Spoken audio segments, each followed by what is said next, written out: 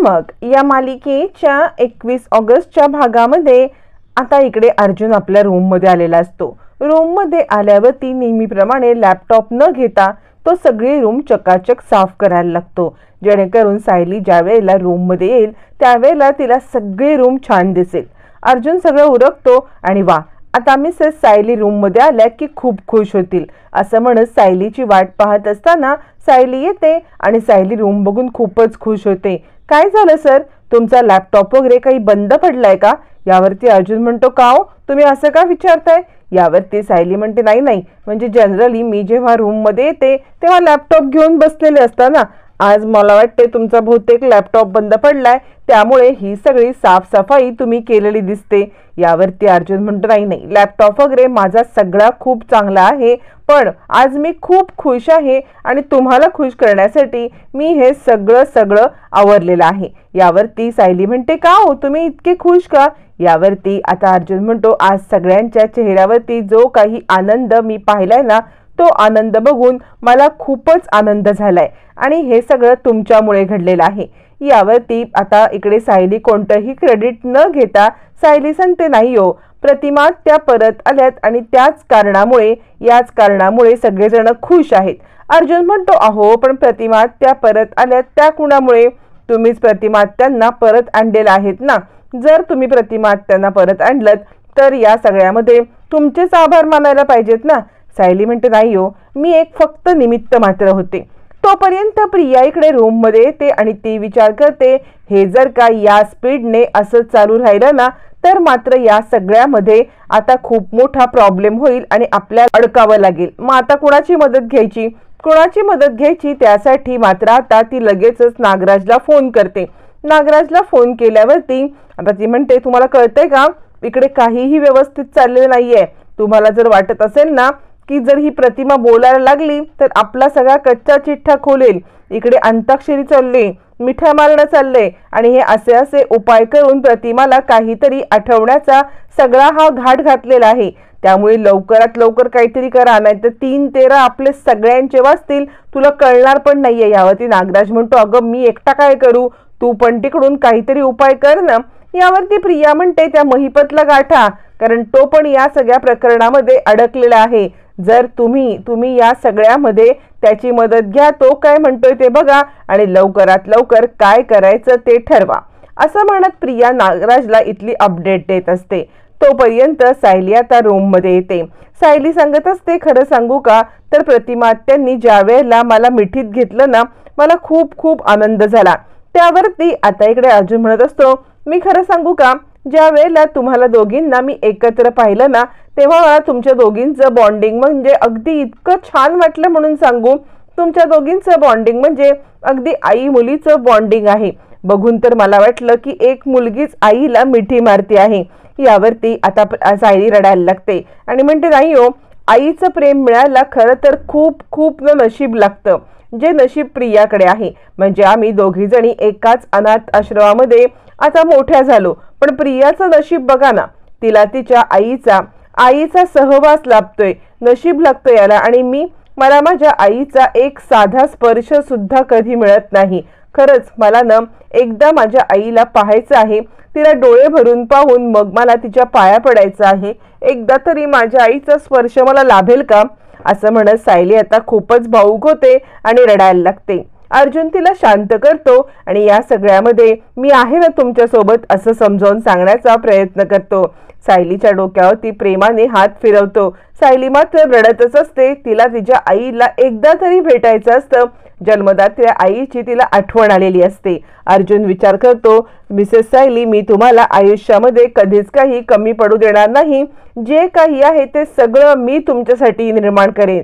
आई वडिलांची कोणतीही कमी मी तुम्हाला जाणू देणार नाही। नवरा आहे ना तुमचा, नवरा तुमच्या पाठीशी खंबीरपणे उभा राहणार आहे आणि या सगळ्यामध्ये नवराच तुम्हाला सगळं प्रेम मिळवून देणार, असं म्हणत मनाशी खुणगाट बांधत अर्जुनने आता सायलीला सगळं प्रेम देण्याचं निश्चित केलेलं असतं। तोपर्यंत इकडे आता महिपत आणि इकडे नागराज यांची भेट होण्याआधी प्रिया महिपतला जे सांगत असते ते ऐकून महिपत खूप घाबरलेला असतो। महिपत विचार करतो, ही जे बोलते ते असंच सत्य राहिलं तर मात्र आपलं काही खरं नाही। या सगळ्यामध्ये सगळ्यामध्ये आपली मान तर अडकेल, पण त्याचबरोबर ही प्रिया खोटारडी आहे या सत्याचा उलगडा झाला तर आपण हिला आणण्यामध्ये आपला किती हात होता हे सुद्धा सगळ्यांच्या समोर येईल। त्यामुळे आता मात्र विचार करत असतानाच तो इकडे प्रियाला म्हणतो, हे बघ तू एक काम कर, तू तिकडे थांबून या सगळ्यामध्ये ना लक्ष घाल बारीक आणि नक्की तिकडे काय होते मला अपडेट दे। प्रिया म्हणते काय होणार आहे, इकडे एकच गोष्ट घडते आणि ती म्हणजे ती सायली सतत चिकटलेली असते आणि ती चिकटलेली असते प्रतिमाला। त्या दोघी जणी माय लेकीसारख्या एकमेकाला घट्ट मिठी मारून असतात। तोपर्यंत हे प्रियाचं बोलणं ऐकायला रविराज येतात आणि रविराज आल्यावरती प्रिया गडबडते आणि फोन कट करते। नागराजकडे हॅलो हॅलो हॅलो म्हणतोय, पण आता प्रियाने फोन मात्र कट केलेला असतो। आता महिपती इकडे जाण्यासाठी नागराज लगेच निघतो। तोपर्यंत रविराज म्हणतात, काय ग फोनवरती बोलतेस का? यावरती प्रिया म्हणते, नाही म्हणजे मैत्रिणीचा फोन आला होता, तिच्याशीच फोनवरती मी बोलत होते। असं म्हटल्यावरती रविराज म्हणतात, ठीक आहे मग तू तिच्याशी फोनवरती बोलून घे, त्यानंतर बोलू आपण। प्रिया म्हणते, नाही बाबा आपण बोलूयात की, मला या सगळ्यामध्ये खूप खूप वाईट वाटतं। म्हणजे तुमचं पण वाईट वाटतं, बघा ना तुम्ही आणि आईने इतके बॉन्ड शेअर केलेले आहेत, पण तरी सुद्धा आईला तुमच्याबद्दल काहीच आठवत नाहीये। यावरती रविराज म्हणतात, हो ना मला पण या गोष्टीचं खूप वाईट वाटतं। म्हणजे प्रतिमा आणि मी एका वेगळ्याच अनामिक्याने बांधले गेलेलो आहोत। म्हणजे आमच्यामध्ये कोणत्याही प्रकारचं कधीच याच्या आधी सुद्धा असं कधी हे नव्हतं झालं भांडण, आणि आमच्यामध्ये इतकं बॉन्डिंग असताना प्रतिमा मला ओळखत नाही याचं मला खूप वाईट वाटतं। आणि ज्याप्रमाणे मला वाईट वाटतं त्याचप्रमाणे तुला सुद्धा हे वाईट वाटत असंच ना? मला माहिती आहे की माझी ही फिलिंग तुझ्यापेक्षा जास्त चांगली कोण समजू शकेल, माझ्या ह्या फिलिंगला तुझ्यापेक्षा जास्त इम्पॉर्टन्स कोण देऊ शकेल, म्हणून माझी ही फिलिंग मी तुझ्याकडे शेअर करायला आलोय। प्रिया म्हणते, बाबा माझं पण सेम असं झालंय हो, मला सुद्धा असं वाटतंय ना की आईने मला जवळ घ्यावं, आईने मला प्रेम करावं, पण हे प्रेम माझ्यावरती कोणी करतच नाहीये आणि आईसारखी सायलीलाच घेऊन असते याचं मला जास्त वाईट वाटतं। म्हणजे या मुलीचा त्याच्या प्रेमावरती आईच्या प्रेमावरती जो अधिकार आहे तो अधिकार तिला न मिळता ही सायली सगळा अधिकार घेऊन जाते याचं मला खूप वाईट वाटतं।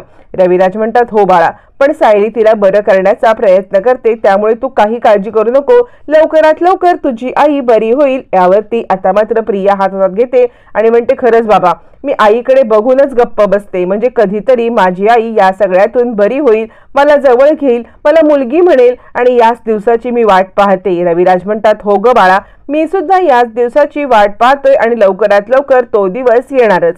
असं म्हणत ते प्रियाला आपल्या जवळ घेतात, प्रियाला मिठी मारतात। प्रिया विचार करते, एक दिवस तुला शंका आली होती ना की मी खरंच तन्वी आहे की नाही, पण बघ मी अशी तुला घोळात घेऊन हे करेल ना की तुझ्या मनामध्ये शंकेला कोणताही वाव राहणार नाही की मी तन्वी आहे किंवा नाही। असं म्हणत ती रविराजांना मिठी मारते। तोपर्यंत इकडे दुसऱ्या दिवशी सगळेजण ब्रेकफास्ट टेबलवरती बसलेले असतात। ब्रेकफास्ट टेबलवरती बसले असताना त्यांचा पुन्हा एकदा रात्रीच्या अंताक्षरीचा विषय निघतो। त्यावरती अश्विन म्हणतो, डॅड तू काय रे, म्हणजे अगदी जुन्या पिक्चरच्या हिरो सारखा अगदी गाणी गात होतास रे। यावर प्रताप म्हणतो, मग काय तुला काय वाटलं आपण कमी पडू की काय? आपण कुठेही कमी पडत नाहीये, कोणत्याही गोष्टीला आपण कमी पडत नाही। आणि या सगळ्यामध्ये काल प्रत्यय आला की? यावरती कल्पना म्हणते, हो अश्विन तुझ्या डॅडना जरी जुनी गाणी येत असली तरी ते काही आता हिरो नाही बरं का राहिले।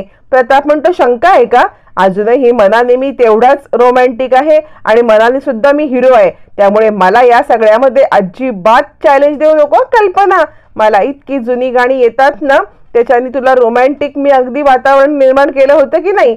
यावरती अश्विन म्हणतो, पण डॅडा तुम्ही ना काल ही अशी जुनी गाणी गाण्याच्या पेक्षा नवीन गाणी गायली असतीत ना तर कदाचित आपण जिंकलो असतो, तुम्ही जुनी गाणी गायल्यामुळे आपण हारलो की? यावरती अर्जुन म्हणतो, हरणं आणि जिंकणं हा मॅटरच नव्हता, कालची अंताक्षरी ही हरण्या जिंकण्यासाठी नव्हतीच, कालची अंताक्षरी होती ती म्हणजे या सगळ्यामध्ये प्रतिमात्या आपल्या जवळ यावी, प्रतिमात्याला काही गोष्टी आठवाव्या आणि तिने आपल्यात येऊन बसावं यासाठी होती, आणि तो आपला हेतू सफल झालेला आहे। मिसेस सायलीने ज्याचं आयोजन केलं होतं ते सगळं सफल झालेलं आहे आणि याचं मला खूपच कौतुक वाटतं। असं म्हणत अर्जुन सायलीचं कौतुक करत असतो आणि अश्विन म्हणतो, हो दादा ही तर गोष्ट खरी आहे की या सगळ्यामध्ये सायली वहिनीने जे एफर्ट्स घेतले ना त्याचमुळे प्रतिमा त्या खाली आली होती आणि काहीतरी आठवण्याचा नक्कीच प्रयत्न करत होती। रविराज म्हणतात, खरंच आहे आठवणींचा हा सिलसिला असाच चालू राहिला तर प्रतिमाला नक्कीच काहीतरी आठवेल असं म्हणत त्यांची चर्चा चालू असते आणि तितक्यात चमत्कार घडावा तसं कधी न घडलेली गोष्ट घडते आणि ती म्हणजे सगळेजण ब्रेकफास्ट टेबलवरती बसलेले असताना प्रतिमाची एंट्री होते। आतापर्यंत आपल्याच रूममध्ये राहणारी प्रतिमा अचानक खाली कशी आली म्हणून सगळेजण पाहायला लागतात। तोपर्यंत घाबरलेला नागराज इकडे महिपतीकडे येतो आणि त्याला घडलेली घटना सांगतो। कशा पद्धतीने कालच्या दिवसाला सगळ्यांनी मिळून हे सगळं आयोजन केलं होतं आणि या आयोजनामध्ये अंताक्षरीच्या प्रतिमा कशी खाली आली, सायलीला कशी मिठी मारली आणि त्यावरती महिपत म्हणतो हे काय पपलूगिरी चालले रे तुमच्या यांची, म्हणजे ही सगळी पपलूगिरी तुमच्या ह्यांचे किल्लेदार आणि सुभेदार हे दोनच कुटुंब करू शकतात। अंताक्षरी काय खेळतायत काय आणि एकमेकाला आठवण्याचा प्रयत्न काय करतायत, हे असल्या गोष्टींनी काय होत नसतं नागराज।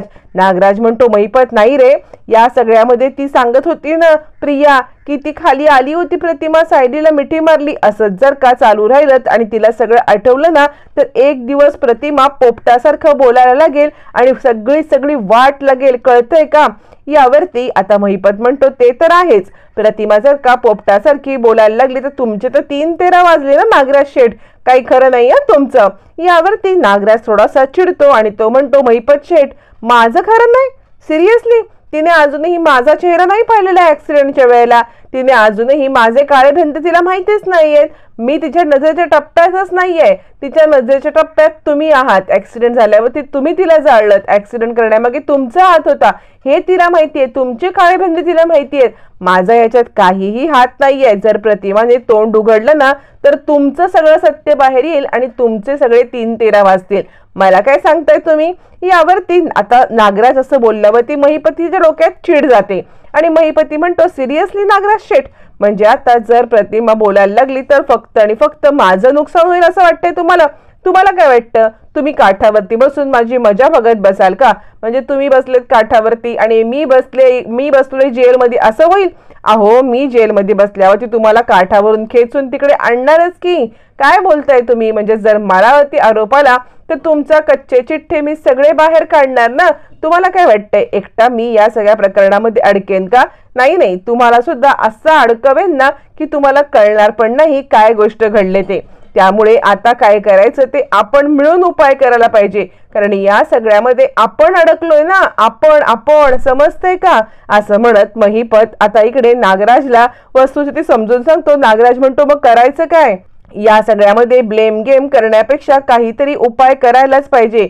तुम्ही जो उपाय सांगितला तो करायचा का, साक्षीला जरी तो उपाय पटला नसला तरी मला पटलेला आहे, आपली मान सोडवायला प्रतिमाचा बळी द्यायलाच पाहिजे। यावरती महिपत म्हणतो मी हा उपाय आधीच सांगितला होता, तो उपाय मानायचा की नाही मानायचा हे तुमचं आहे, त्यामुळे तुम्ही ठरवा आता तो उपाय मानायचा की नाही। यावरती नागराज म्हणतो ठरलं, हाच उपाय करायचा, प्रतिमाला संपवायचं तरच आपल्या मानेवरची टांगती तलवार निघून जाईल। असं फायनली दोघांचं ठरतं की प्रतिमाला संपवायचं, त्याशिवाय या प्रकरणाचा सोक्षमोक्ष काही लागणार नाही आणि नागराज या गोष्टीची तयारी दाखवतो।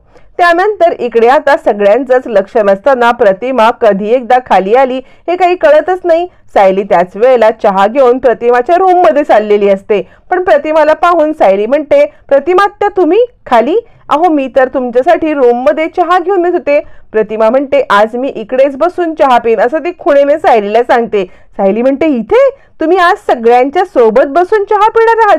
सायलीला इतका आनंद होतो की आपण जे प्रयत्न करतोय ते प्रयत्नांना हळूहळू यश येतंय। मग सायली प्रतिमाला घेते आणि आता अर्जुन रविराजांच्या बाजूला बसलेला असतो, तो तिकडून उठतो आणि रविराजांच्या बाजूची खुर्ची रिकामी करतो। मग सायली प्रतिमाला रविराजांच्या बाजूला बसायला सांगते। प्रतिमा कोणत्याही प्रकारची नकार न देता रविराजांच्या बाजूला बसत असते, तर मग ती आता इकडे पूर्णाजीच्या बाजूला येऊन बसते। पूर्णाजीच्या बाजूला बसल्यावरती आता मात्र सगळेच जण एकमेकांकडे पाहायला लागतात। प्रतिमा सगळ्यांच्या समोर बसून सगळ्यांच्या सोबत बसून चहा पिते, कोणीही न बोलवता, कोणीही फोर्स न करता, कोणत्याही प्रकारचा ड्रामा न करता स्वतःहून आलेली प्रतिमा पाहून रविराज, पूर्णाजी, कल्पना, प्रताप सगळ्यांना आनंद होतो आणि सगळेजण हे मनोहरी दृश्य पाहत असतात. प्रतिमा मात्र आपला चहा संपवते आणि आता कल्पना तिच्याकडे प्रेमाने पाहत असते. तोपर्यंत प्रतिमा तिकडून उठते. आता प्रतिमा काय करणार याच्याकडे सगळ्यांचं लक्ष लागलेलं असतं. प्रतिमा आपला कप घेते आणि बेसिंग मध्ये तो कप ठेवायला जाते. तिच्या नेहमीच्या सवयी बघून आता इकडे पूर्णाजीला सगळं जुनं आठवायला लागतं आणि आता सगळेच जण हे पाहायला लागतात. मग प्रतिमा बेसिंग मध्ये जाते, तो कप बेसिंग मध्ये ठेवते. बेसिंग मध्ये कप ठेवल्यावरती मग ती पुन्हा आपल्या रूम मध्ये जायला निघते. सगळेजण तिच्या या हालचाली, लकबी, तिचं इथलं सराईतपणे वावरणं हे सगळं एन्जॉय करत असतात आणि आता प्रतिमा कप नेऊन आपल्या रूम मध्ये जायला निघते. सगळेच जण हे पाहत असतात आणि त्याच वेळेला पूर्णाजी म्हणते, काय ग सायली, हा तर खूप मोठा चमत्कार झाला. अर्जुन म्हणतो, हो ना, म्हणजे हे सगळं घडलं तरी कसं? प्रतिमा त्या खाली यायला मागायच्या पण नाहीत. प्रतिमा त्याला खाली बोलवलं तर यायची पण नाही. जबरदस्ती तिला खाली आणायला लागायचं. पण आज तर मोठा चमत्कार घडला. स्वतःहून आली, चहा घेतलं, आपल्या सगळ्यांच्यात बसली आणि चहाचा कप निमूट ठेवून गेली. यावरती पूर्णाजी म्हणते, सायली, हे सगळं तुझ्या प्रयत्नांचं यश आहे. तू आतापर्यंत जे काही करतेस ना त्या प्रयत्नांना यश येते. खरंच सायली, तुझे जितके आभार मानू ना तितके थोडे आहेत. काल अंताक्षरीच्या कार्यक्रमापासून प्रतिमा पूर्णपणे बदलूनच गेलेली आहे. असं वाटते की तिच्या आठवणी जाग्या होत आहेत. यावरती सायली म्हणते, हो पूर्णाजी, आता हळूहळू गोष्टी बदलतील. आपण एक एक पाऊल पुढे टाकत चाललेलो आहोत. आता प्रतिमा त्यांना सगळी स्मृती परत यायला सुरुवात झालेली आहे. त्यांना आता त्यांची स्मृती परत येण्यापासून कोणी अडवू शकत नाही. प्रताप म्हणतो, खरंच आहे की मला पण आश्चर्य वाटते की आज स्वतःहून ती आली. मला खूप छान वाटलं. असं म्हणत आता मात्र सगळेजण प्रतिमाच्या येण्याचा आनंद साजरा करत असतात. पण हा आनंद द्विगुणित होणार असतो तो म्हणजे रक्षाबंधनच्या दिवशी. आता मात्र घरामध्ये रक्षाबंधनचा सण आलेला असतो. या रक्षाबंधनच्या सणाला दरवर्षी प्रतिमा प्रतापला राखी बांधत असते. ती ज्या वेळेला प्रतापला राखी बांधत असते त्याच वेळेला सगळेच जण एकमेकांना राखी बांधून सुरुवात करत असतात. पण या वेळेला प्रतिमाला काही आठवत नसल्यामुळे नेहमीचा आता मात्र रक्षाबंधनचा सण सुरू होतो. नेहमीचा रक्षाबंधनचा सण सुरू झाल्यावरती इकडे प्रताप खूपच उदास असतो आणि सगळेजण एकमेकांना म्हणजे अस्मिता अर्जुनला, अस्मिता अश्विनला अशी एकमेकांना राखी बांधत असतात. त्यावेळेला प्रतापचं मन खट्टू झालेलं असतं आणि प्रताप म्हणतो, पूर्णाई बघ ना, म्हणजे इतक्या वर्षाची परंपरा, 21 वर्षापर्यंत प्रतिमाने कधीही मला राखी बांधण्याचं टाळलं नाही. नेहमी ती मला राखी बांधायची, पण आज इतक्या वर्षांची परंपरा मोडीत निघालेली आहे. म्हणजे आता घरामध्ये बहीण आहे पण तिला काहीच आठवत नाहीये. तिला काही आठवत नसल्यामुळे ती मला राखी बांधणार नाही. यासारखा दुर्दैवी माझ्यासाठी कोणताही क्षण नाही. पण हा दुर्दैवी क्षणाला सुदैवी बनवण्याचं काम सायलीचं असतं. सायली येते आणि काय बोलतोय बाबा तुम्ही? तो म्हणजे प्रतिमा त्यांना जरी काही आठवत नसलं तरी तुम्हाला आठवते की नाही सगळं? तुम्हाला सगळं आठवतंय, त्यामुळे त्या तुम्हाला राखी बांधणार म्हणजे बांधणार. असं म्हणत ती आता प्रतिमाला घेऊन इकडे प्रतापकडे येते. मग प्रतिमा प्रतापच्या हातावरती आता मात्र मनोभावे राखी बांधायला लागते. सगळेजण हे मनोहरी दृश्य आता पाहत असतात आणि खूप खूप खूप एन्जॉय करत असतात. त्यातच आता राखी बांधून झाल्यावरती सायलीच्या हातावरती पूर्णाची राखी बांधते आणि सगळ्यांना आश्चर्याचा धक्काच बसतो. पूर्णाईने सायलीच्या हातावर राखी बांधली?